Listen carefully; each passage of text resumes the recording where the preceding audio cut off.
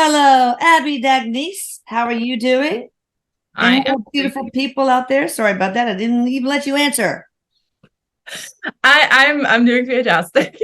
Oh, awesome. All right, so her information is in the description box. So click on her link. But also, we have my son Erik, who's going to help us interview a lovely lady, Barbara Jill Walters from Baba Wawa. That's it. That's Saturday Night Live skit. Baba Wawa. Okay. So let me tell you a little bit about her first. She was born September 25th, 1929. She died December 30th, 2022. She was best known as the 11-year star of the Today Show and for being the first female co-anchor of a network evening news program. That's awesome. So do we have Barbara Walter here? Walters, sorry. Yes, she is here, and she says hello, everybody. She says thank you very, very much for having me on here. Uh, she's she's very happy to be here, first off, because she really believes in. Okay, I'm going to bring this up, like just the whole premise of just what you and I were talking about before we jumped on about mental health awareness Yeah. in our society and societies all over the world. So she's saying our platform in general, and she's not just discussing with Channeling Erik, but with Atlantis Scalar as well. She truly supports because she truly believes in the absence still, even in our culture, even in our country, even in our society, of a whole bunch of everything that we talk about. And it's not just have to do with God. It's really, she says, it's about having that awareness and bringing the awareness to the people about those difficult topics and those tough Yeah. subjects that people don't want to bring up. She says it was my job to figure out ways to analyze and get into people's minds and get into people's heads. And she says a lot like you do, Abby, which I don't always. I just talk to dead people.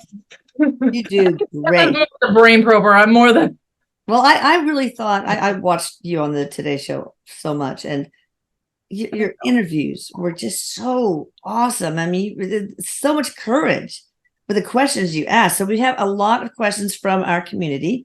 So I would like to Can I proceed, just say if you don't something mind. about Yeah, Erik, if you sure. don't mind? I didn't mean to interrupt you. I No. just have to bring up how handsome he looks right now. Oh, Erik. He is wearing a suit Oh. with a nice tie, and he has his hair so nice. He says, I even brush my teeth. Whoa, And wow. For Barbara. he smells really fresh. He smells so good. I can smell him right now. And, Oh, and he just really he's like going like this, and he with his tie, and he's sitting down with us three, and he's just that's awesome. Out of respect for Miss Walters. That's awesome. So, Miss Walters, what was your transition like? And who was there to greet you? the first thing she said was my mother. My mother was there to greet me. Mm-hmm. She says, my transition was much like I thought it would be when I was a child. Mm. She You says, thought about that? Wow. this is interesting because uh you really realize when you get to the other side how much of your life you fabricate into being the perception of who you really are. And then when you come out of your shell, she says, and your own essence and your own honor, she says, in your you're realizing that this isn't a facade, this isn't a fake thing, this is real, this is the reality. She channeled, or I mean, not channeled, I'm sorry.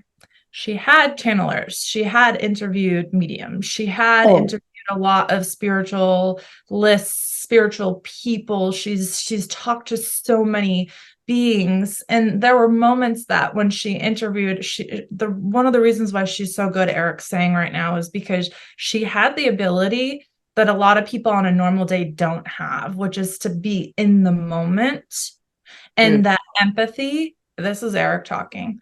And she's like smiling. And he's saying that empathy, he's saying, people, she really, what you saw was what you got with how her personality was. It didn't matter if she was interviewing the Pope. I don't even know if she interviewed the Pope, but that's what Erik's using as an example. Yeah. or whether it was Oprah Winfrey, or whether it was, Princess Diana. It says it doesn't matter. Yeah. He's saying she looked at people as people, and she's smiling, and she says, "Why, thank you. Why, thank you." Oh, She says, I really just tried to convey a very non-biased opinion as a journalist. She says, I feel grateful. I feel lucky. And when I transitioned, she says, it was very childlike. She says it was very easy. It brought her back to, she goes, you think all those celebrities matter. You think the status matters. You think that what your life and what you're becoming is everything. She says, and then she's showing me her soul, like coming out of her heart chakra and floating up. And it's like she just was dropping her whole characters of Barbara Walters, and just allowed herself to feel the love of the afterlife and of what that all meant. And she says, meeting my creator was fascinating. wow. Did you interview the creator? That'd be a great interview, huh? She says, for the first time, I was speechless. Oh, wow, Barbara. So, what else about your transition? Any more descriptors? Yes. So once she crossed, it was very, I'm hearing like the music. It was that very angelic music that you can't imagine here on earth. Mm. Can't imagine what the sound sounds like. And she could feel herself lifting out of her body. And she says, I did get that bird's eye view that so many people have, that they talk about during near-death experiences. She says, I had it. She says, and then I did have that white tunnel, white glow, experience. She says, and my mother was there. Oh. And what I didn't, I just got spirit bumps. So she's so happy I'm giving this. It means I'm on point when I get spirit bumps. Oh, yeah, I know. You're always on point. Oh, not always. So she is saying that she was brought back to a simpler time. She was immediately like she saw the light, she saw her mom, and then it was like her mom just smiled at her, and it was like boom, she was transported back in time, but it wasn't back in time because time is not a straight line. Right.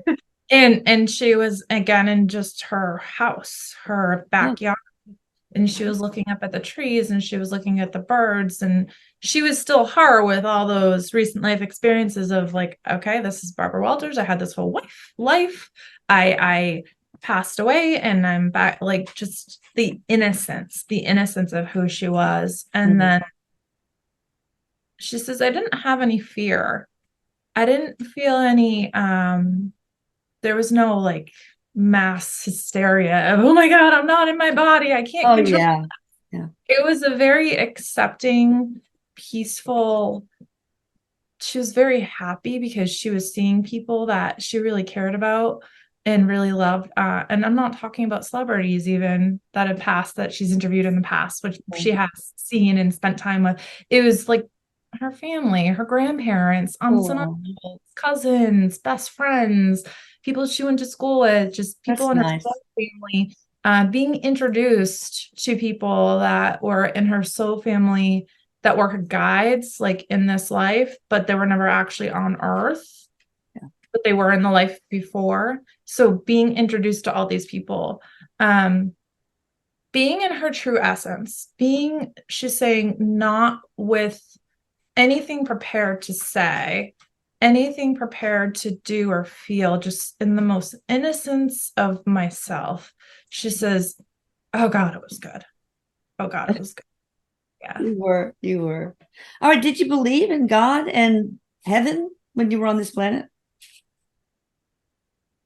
You struck me as an atheist. I don't know why.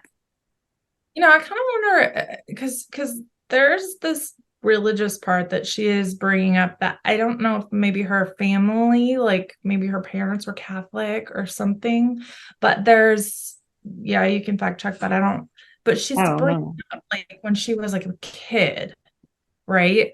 Um, She was she did really pretty. have this faith-based system, and she did not believe that there was something in somewhere. She just really she is what you saw. She liked facts. She Yeah. liked, it's just like you, Elisa, you know, you're a doctor. Yeah. And You I went through my journey. Yeah, So you went through it, and I went through mine. Like I yeah. tell my clients all the time, I'm actually really a very skeptical person. I try and debunk everything, you know. Well, did you believe in God? At least during part of your life? Maybe as a child, or maybe toward the end, or maybe I never. believe that there was this man sitting on a giant Oh throne, yeah, no. and he was pointing his wand and directing like in Harry I Potter. smite you. You're going to. A lot of people in this world that need to be smited right now. God. All But right, go ahead. she's using the word blessed to have a lot of thought processes about a lot of interesting people in my life, which gave me, through my questions I asked and just spending time with them and getting in the research she did before them, like she wondered why they thought the way they did, Mm, which then enticed her to do research herself. You know, of she did course. believe in a god of sorts. Did she believe in, you know, a Buddha or a, you know, Christian god or like, no, Did not, you it was, believe just like in a self-aware, sentient energy kind of God? yes, it was, Okay. she knew there was more. She knew there was something and she knew there was something to it all. She wasn't in a rush to get there. Oh yeah, no. We're going She around. did, okay, she does want me to bring this up that she did have a fascination with paranormal things because of her own intuition, her own feelings and vibrations that she would feel. I'm asking her, I'm saying, were you interested in physics and energy? And she says, I was, a matter of fact. I Hmm. was. Did she ever think Stephen Hawking's? I don't I know. don't know. Probably. But I see you were She's married four times, twice to Merv Adelson. Him between 1981 to 84, and then again 86 to 92. she's laughing. She That's it. says, We won't yes, get into personal stuff. That's fine. this is I couldn't quite make up my mind. What about your childhood? Tell me about that. She says, well, it was important to have my education. It was important to okay, so she's showing me things being scheduled and things like her, she is the kind of kid that her room wasn't this giant disaster like mine was. I mean, you had to like step up into my room to get into my bedroom, right? Like her room, no. She was young and she kept things clean and they were in place, she says. And she's showing me listening to music. She's showing Mm-hmm. me much younger and her playing records and how and she really took care of her physical body with Good. lotions and looking nice and smelling nice. She's really pretty, actually. She's showing me. I've never seen pictures of her when she was younger, but she was popular. Okay. Okay, so she's showing me imagery even in high school. Just she hung out with crowds that were she says intellectual.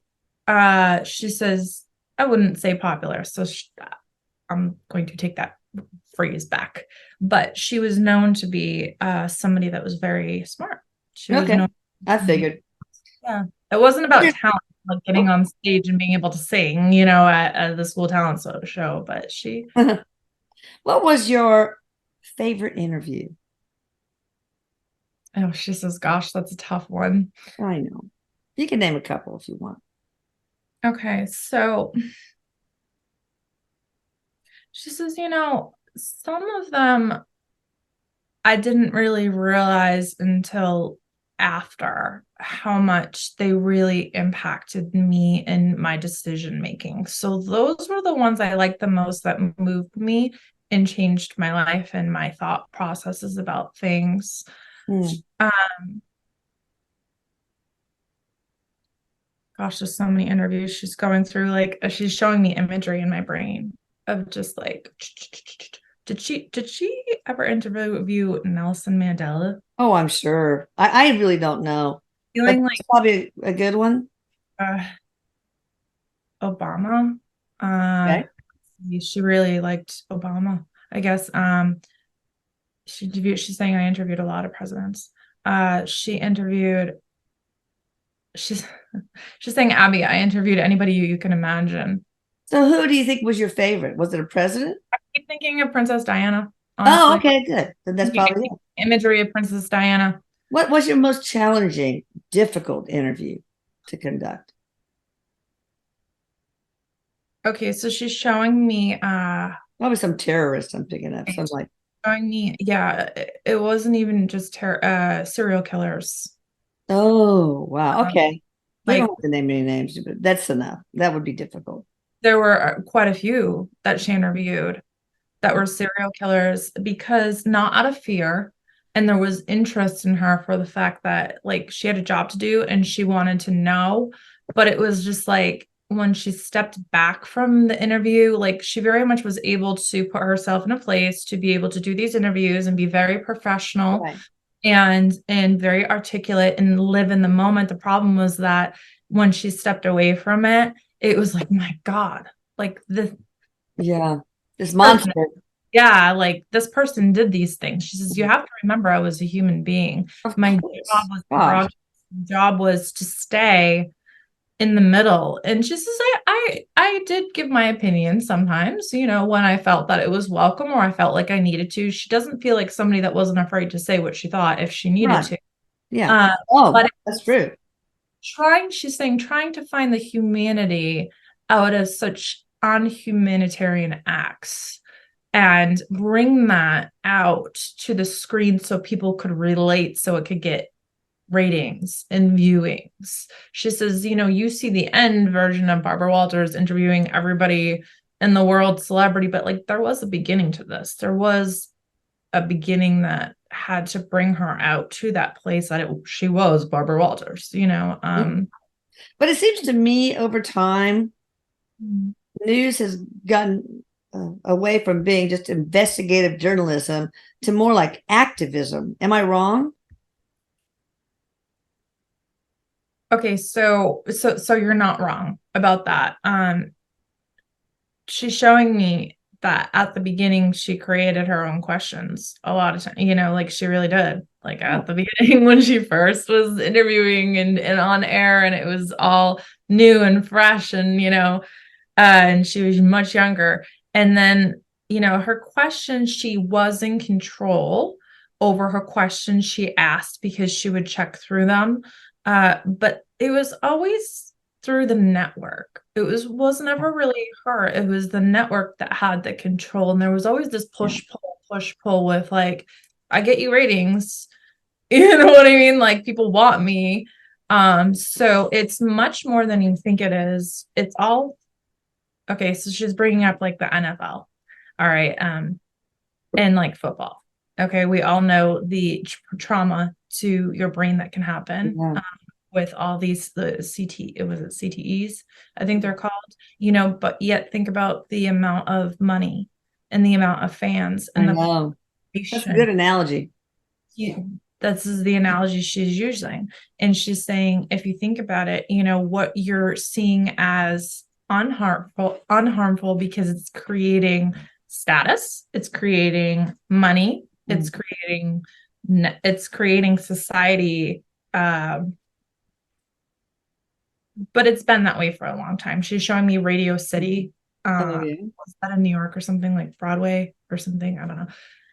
But she's showing me Radio City and she's like, it has been that way that these different radio shows and radio programs before there was TV, they wanted to get ahead and they marketed. She's saying ABC, NBC, CNN, Fox, like she's naming all the major networks. She's like that it's all money driven by these tycoons. And, it's not like there's just one owner. Oh, I know. I know. So, Um, what do you think about how the mainstream media has changed over the last, say, decade? she inauthentically. Yeah. Absolutely inauthentically. She's saying it's captioned different now. I don't know what she means by that, so I'm not going to judge it. Maybe you get it. I don't know. But she's saying, okay, she's saying it's actually less diverse. Even though it looks like it's more diverse, it's not. Oh, I don't think it is diverse at all. I think it's Okay, not. look at the ladies on The View. I mean, they're just one ideology, and that's it. Like, what do you think about your girls on The View now? Well, it's funny because before you even started talking about that, right? She started talking about that. Oh, wow.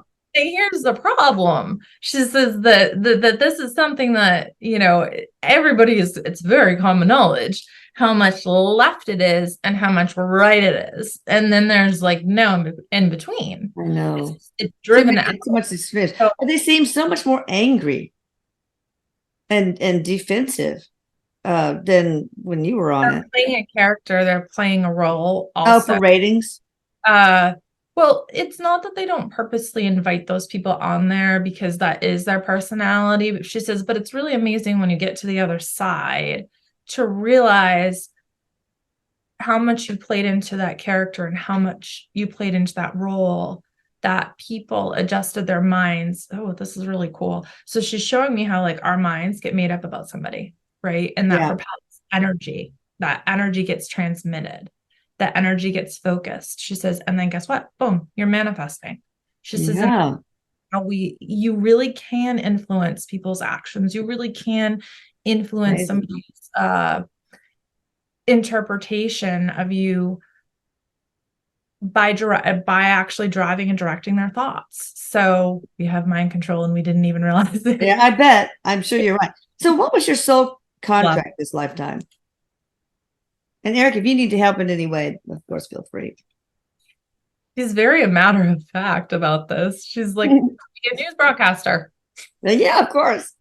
All right, well, that's good. I mean, were you to Okay, so that's these people had to probe and question everything. Was it something like that? it was to open up the collective to interrogate and investigate these interesting causes people have for cause and effect with their life. So it's so much more than interviewing the celebrity. It's much more of a lesson of this is why, and this is what's happening and who they are, and look at the output, she says, on society as a whole that's created because they existed.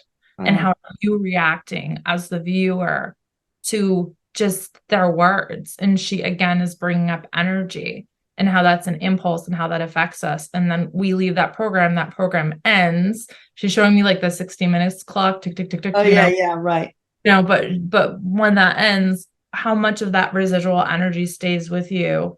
With now you've learned, like it's created more neurons, she's saying, in your brain, and it's created new pathways, which expands you. So really, her lesson, her overall reason for being here, she's saying, was to create new ways of thinking, to create new ways. Interesting. I like that. What lessons did you learn? She's laughing. She's saying, "Oh, so many, so many." Oh, what do you think the most significant lesson No, was? it's actually to be loved. Oh, To be loved. well, we love you. I'm getting the spirit bumps like all up and down me again. She's saying, yeah, she's saying it, it really was. She says, you could only so many times I could be held tight and really feel it. She says there's such a divide for her. She had this Dichotomy. yeah. Did you not feel lovable? Well, she says, no, not quite. It's just that it didn't make sense to her. Yeah. Something about it didn't make sense to her because things needed to make sense to her. Yeah. You just love her because she's Barbara Walters and you just love her. There has to be a reason. There has to be a need. There has to be something. What is that reason? And if it's not authentic, then I don't understand you. I don't understand it. That I makes mean, sense. it wasn't until later in life, okay, that she was able to recognize that, I guess the word is dichotomy again, Yeah. that in herself, that that really was her lesson in life. She says, I had a hard time. I had an easy time giving advice. I had a hard time receiving advice, and only a bare minimum of bare few could really, I think she was influenced by so many people. I mean, you don't Oh, have to yeah. be a celebrity, you don't have to be, I mean, she talked about world issues, world matters, world views that obviously shaped her perception of things. She didn't feel for lack of love. It was more her understanding of why people love her. Do I Who do you deserve? think loved you the most in your life? She says, now I know my family. Okay, but who loved you the most while you were on Earth? Okay, so she's bringing up people that are present, okay, and people that have passed. All right, so she's talking about in her life review when she was going back, okay. um this is interesting. Okay, so she's bringing up her parents, Okay. but the issues and questions she had with that, she went through. She's bringing up grandparents and issues she had with that she went through, and those were the ones that passed. Yeah. The ones in the present, uh, obviously the children love, like the children's love. Oh, yeah. Yeah. So she must have had children, right? I don't know, I but think she had one daughter. that She had a very lot of miscarriages, though, apparently. that very innocent love. Yeah. When she was crossed over and going through her life review, she was feeling that innocent love Mm, of a baby loving their mother. yeah. And and then her as a baby loving her mother. And so it's like her whole premise really was just like feeling love from different angles and different points of view. And then there was also the collective love from why did people love her so much? She was, what was the love for? Was it because she was giving them money? Was it because she was representing a cause that helped them? Was it because she was creating information All that, of the above. yeah, there was so many. She says it was just, it was so much. It was so much. And she said, really, I just appreciated it all. It's Yeah. hard to say who loved me more Okay, because well, let's it's ask one more question, then we're going to pause for. Go ahead and finish your thought, though. Pause and start part two. she's showing me the love from the husbands that she had. Okay. All right. All And right. like she just, okay, we're gonna put more Eric here. What? Eric here says we're gonna put more simple. She was able to feel the love from everybody in different planes and points in her life. So it's impossible to ask anybody that question who Oh, loved her. yeah. That makes sense. All right. Come on now. Come on now, Mom. What do you believe caused your dementia? I didn't know you had that. And could it have been presented? That'll be the last question for this part one. We have we've 6 questions and we have 35. It's gonna There be was a parts of her thing. that couldn't quite believe it herself. What now? Even though if she's very hesitant about this About because what? The like dementia? about diagnosis of dementia, Oh, okay. because it was like my mind, she says my mind was everything. Yeah. So Oh, yeah. I really, it's almost like, yeah. Oh, you don't want to talk about it? Uh, she didn't want to talk about it publicly, All right, that's fine. I, and privately it was a very Yeah. internal, personal Yeah. soul lesson Oh, struggle. It infuriated her. If anything made her angry, the thought process of not being able to think made oh. her. I can imagine you were such a brilliant mind. All right, thank you, Barbara. If you'll just hang on, we're gonna be right back. You guys check out Abby Dagnese. Hit the notification bell so you don't miss part two, and for that matter, probably part three and part four. Thank you, Erik. I love you.